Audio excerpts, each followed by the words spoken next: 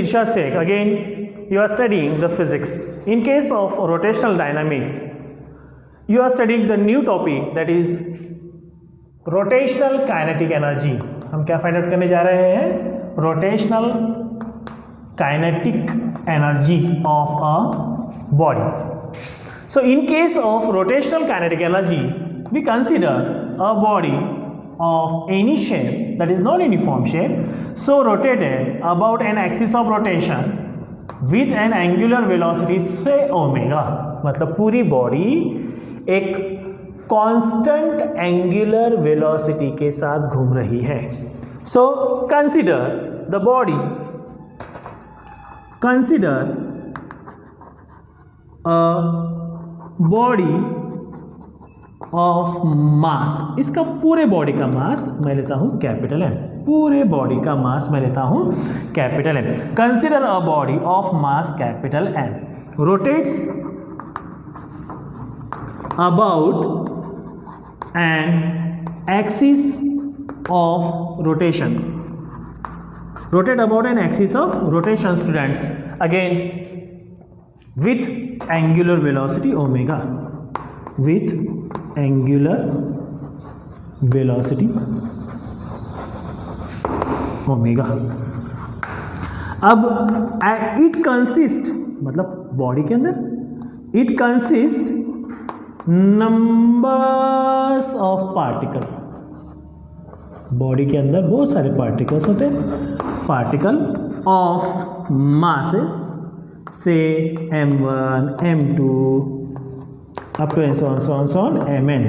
अब ये particle situated at distance of r1, r2, r3 up to so on rn from an axis of rotation. So again I repeat, consider a body of mass capital M rotated about an axis of rotation with an angular velocity omega. It consisting numbers of particle. एक particle लेता हूँ जिसका मास m1 है और कितने distance पर है? r1 from an axis of rotation, mass m2 at distance of r2, mass m3 at distance of r3, mass m4 at distance of r4 up to and so on mn at distance of rn from an axis of rotation.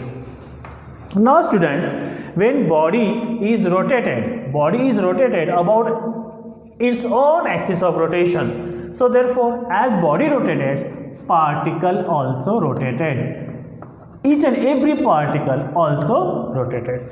Now as body rotated with the constant angular velocity, so since particle lies at different distances, so therefore their linear velocities are so different.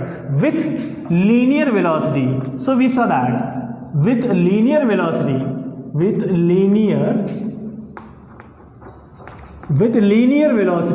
say v1, v2, v3 up to and so on vn. Now as soon as we know that the relation between the linear velocity and angular velocity, so therefore as v is equals to omega into r, so therefore पहले particle की linear velocity क्या होगी? v1 is equals to omega into r1. दूसरे particle की v is equals to omega into r2. तीसरे particle की linear velocity क्या होगी? v is equals to omega into r3. up to and so on nth particle की linear velocity होगी omega into rn. So therefore in this way, again I repeat, the linear velocity and angular velocity v is equals to omega into r, दोनों के बीच में का relation है ये. सो पहले particle का लीनियर वेलोसिटी होगा v1 is equals to omega into r1, v2 is equals to omega into r3, v3 is equals to omega into r3 up to and so on vn is equals to omega into rn. So therefore अब जैसे मैंने हर एक particle की linear velocity निकाली, उसी तरह से kinetic energy of particle of mass m1 situated at distance r1 is क्या होगा? पहले पार्टिकल की काइनेटिक एनर्जी होगी, आपको पता है काइनेटिक एनर्जी का expression half m1 v1 square. तो अब अगर मान के चलते हैं हाफ m1, v1 क्या है, v1 है ओमेगा इंटू r1, तो v1 स्क्वायर क्या होगा, मतलब ओमेगा इंटू r1 का स्क्वायर हो जाएगा। So therefore we saw half m omega square r1 square. ये हुआ आपका पहले पार्टिकल की काइनेटिक एनर्जी। तो kinetic energy of second particle क्या होगा, half m omega square r2 square. Kinetic energy of third particle that is what, half m omega square r3 square up to and so on. Kinetic energy of nth particle is equals to half m omega square rn square. मतलब यहाँ पर m1 omega square r1, ये m2 और ये m3 और ये mn, मास different है। सो ये मिला आपको kinetic energy of first, second, third and nth particle. अब आपको पूरे पार्टिकल के काइनेटिक एनर्जी का अगर हम सम निकालेंगे तो पूरे बॉडी का काइनेटिक एनर्जी आपको मिलेगा, that is rotational kinetic energy. So kinetic energy of body means rotating body is equals to rotational kinetic energy of first particle plus rotational kinetic energy of second particle plus rotational kinetic energy of third particle up to and so on rotational kinetic energy of nth particle. So kinetic energy of first particle we got half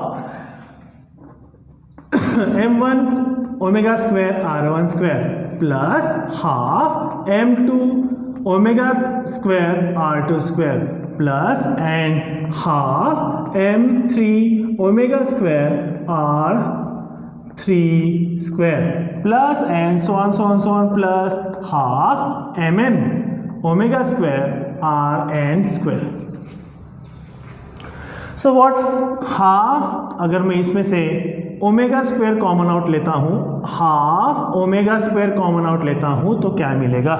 so we got m1 r1 square plus m2 r2 square plus m3 r3 square plus and so on plus mn rn square. और इसको मैं shortly लिखता हूँ, we got half omega square, इसको मैं shortly लिखता हूँ summation i is equals to 1 to n mi ri square and so therefore we got half omega square into ये है आपका मोमेंट ऑफ इनर्शिया।